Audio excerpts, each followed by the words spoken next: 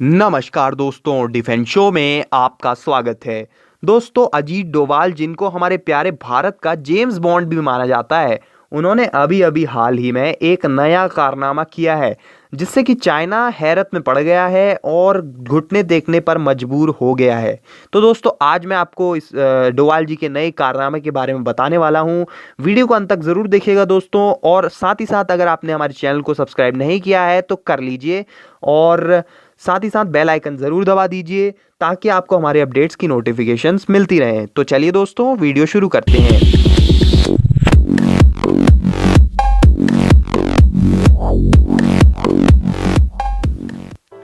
तो दोस्तों, बात कर लेते हैं सबसे पहले चीन की। तो चाइना ने दुनिया भर में वायरस फैला दिया है और खुद अब उबर कर अपनी इकोनॉमी को पावर देने में लगा हुआ है, बूस्ट करने में लगा हुआ है। इसी के साथ चाइना का बिजनेस कॉलोनाइजेशन बहुत ही बढ़ता जा रहा है, बहुत ही तेजी से बढ़ रहा है। बिजनेस कॉलोनाइजेशन, आपको बता दूं कि कॉलोनाइजेशन जो है वो चाइना की एक पॉलिसी है। चाइना पूरी दुनिया के बिजनेस को टेक ओवर करना चाहता है और कंट्रोल करना चाहता है पूरी दुनिया के बिजनेस एम्पायर को। इसीलिए अब चाइना ने पूरी दुनिया के अलग अलग देशों में एफडीआई यानी कि फॉरेन डायरेक्ट इन्वेस्टमेंट के रूप में इन्वेस्ट करना शुरू कर दिया है। हाल ही में चाइना ने हमारे प्यारे भारत की ओर भी रुख किया था और चाइना ने हमारे देश के HDFC बैंक के शेयर्स खरीद लिए थे, जिसके बाद ये सारे सवाल उठ खड़े हुए थे कि क्या चाइना इंडिया को भी कॉलोनाइज करना चाहता है यहाँ पर। वैसे तो चाइना जो है वो भारत के मैन्युफैक्चरिंग सेक्टर्स, सर्विसेज और जो सर्विस प्रोवाइडर कंपनीज हैं, लॉजिस्टिक्स, उनमें ऑलरेडी एक बड़ी इन्फ्लुएंस रखता है। इंडियन मार्केट्स में चाइनीज़ प्रोडक्ट्स और सर्विसेज की एक बहुत ज़्यादा मांग है। दोस्तों, चाइनीज़ प्रोडक्ट्स को बॉयकॉट करने की बात आपने शायद बहुत लोगों से सुनी भी होगी, लेकिन इससे कोई ज़्यादा फर्क नहीं पड़ने वाला है। हाँ, आपको बता दूं कि इससे कोई ज़्यादा फर्क नहीं पड़ने वाला है। आपको अजीब जरूर लग रहा होगा, लेकिन इस वीडियो में मैं आपको समझाऊंगा, क्लियर कर दूंगा कि मैंने ऐसा क्यों बोला है। वीडियो को अंत तक जरूर देखते रहिएगा। तो मैं आपको बता दूं कि भारत में प्रेजेंट टाइम में जो 30 यूनिकॉर्न स्टार्टअप्स हैं, उनमें से 18 में चाइनीज़ शेयर होल्डर्स हैं।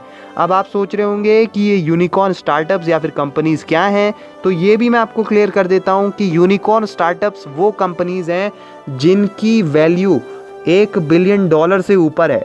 और भारत में प्रेजेंट टाइम में 30 यूनिकॉर्न स्टार्टअप्स हैं, जिनमें से 18 में चाइनीज़ इन्वेस्टर्स के शेयर्स हैं।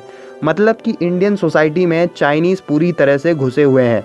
इन यूनिकॉर्न्स में शामिल हैं online business startups, logistic companies और सर्विसेज।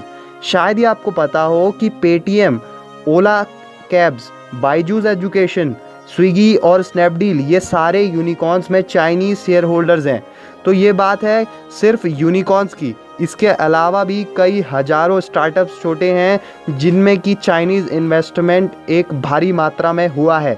तो हम चाइना का पूरी तरीके से बॉयकॉट तो नहीं कर सकते। अब वापस आ जाते हैं चाइना के HDFC के शेयर खरीदने वाले इंसिडेंट पर। तो इसको लेकर भारत सरकार ने एक बहुत बड़ा फैसला लिया है, बहुत बड़ा कदम उठाया है। भारत सरकार ने ये बोला है कि अपनी FDI को जो है कोई भी नेबरिंग कंट्री जो है हमारे, जिनके साथ हम बॉर्डर शेयर करते हैं, वो भारत सरकार की अनुमति के बिना भारत में FDI नहीं इन्वेस्ट कर सकेगा। यानी कि फॉरेन डायरेक्ट इन्वेस्टमेंट कोई भी भारत सरकार की अनुमति के बिना इन नेबरिंग कंट्रीज से भारत में नहीं आ सकेगा। जिनसे कि भारत ने अपनी FDI पॉलिसीज़ में चेंज किया है, थोड़े रूल्स चेंज किए हैं। और ये सारे जो बॉर्डरिंग जिनके साथ हम बॉर्डर शेयर करते हैं, उनमें से कोई भी FDI बिना भारत सरकार की परमिशन के पॉसिबल नहीं हो सकेगा। तो कहने को तो ये सिर्फ नेबरिंग कंट्रीज़ के लिए बनाया गया है, लेकिन इसका पूरा का पूरा असर चाइना पे पड़ने वाला है। इसीलिए इतने देशों में से सिर्फ चाइना ही ऐसा देश है जिसने कि नए रूल्स को कंडेम किया है और इसे, इन नए रूल्स को डिस्क्रिमिनेटरी बताया है। क्योंकि इंडिया की मेजॉरिटी ऑफ FDI चाइना से आती है, तो सीधे सीधे यहाँ पर चाइना को टारगेट किया गया है। हालांकि आपको बता दूं कि ये रेस्ट्रिक्शंस टेम्परेरी हैं, परमानेंट नहीं है। और इसके अलावा पाकिस्तान और बांग्लादेश 2 ऐसे नेबरिंग कंट्रीज़ हैं जिनमें से ये रेस्ट्रिक्शन पहले से ही परमानेंटली लगे हुए हैं। ऐसे में रेस्ट्रिक्शंस चाइना पे अब लग गए हैं, टेम्परेरी रेस्ट्रिक्शंस लग गए हैं, जिससे कि FDI ब्लॉक हो गई है चाइना की। यानी कि चाइना अभी टेम्परेरी तौर पर भारत में इन्वेस्ट नहीं कर सकता। और अब आप सोच रहे होंगे कि इस सिनेरियो में, इस इकोनॉमिक सिनेरियो में डोवाल जी जो कि हमारे एनएसए हैं, नेशनल सिक्योरिटी एडवाइज़र है, वो कहाँ पर फिट बैठते हैं। तो अभी अभी सामने आया है कि इंडिया के इस एफडीआई पॉलिसी चेंज के पीछे तो जो दिमाग है वो अजीत डोवाल जी का है। जी हाँ, आपको जानकर हैरानी जरूर होगी कि अजीत डोवाल जी ने ये पॉलिसी चेंज मेकर हैं। जो पॉलिसी चेंज हुआ है वो अजीत डोवाल जी की वजह से हुआ है। अब आप सोच रहे होंगे कि अजीत डोवाल जी का इसमें इन्वॉल्वमेंट कैसे है। ये तो इकोनॉमी की बात है, इकोनॉमिक इशू है, फाइनेंशियल इशू है, लेकिन मैं आपको बता दूं ये एक नेशनल सिक्योरिटी रिस्क भी है। जी हाँ, national security adviser Ajit Doval की माने तो ये एक नेशनल सिक्योरिटी रिस्क है। चाइना जो है वो इंडिया को कॉलोनाइज करना चाहता है, तो ये सीधे सीधे नेशनल सिक्योरिटी का इशू बन जाता है। तो इसी को लेकर डोवाल जी ने बड़ा एक्शन लिया है और हम उम्मीद करते हैं डोवाल जी ऐसे ही बड़े एक्शंस लेते रहेंगे फ्यूचर में भी। तो दोस्तों, आज के लिए बस इतना ही। हमारे चैनल को जरूर सब्सक्राइब कर लीजिए और नए अपडेट्स के लिए बेल आइकन भी प्रेस कर दीजिए। तब तक के लिए जय हिंद, जय भारत।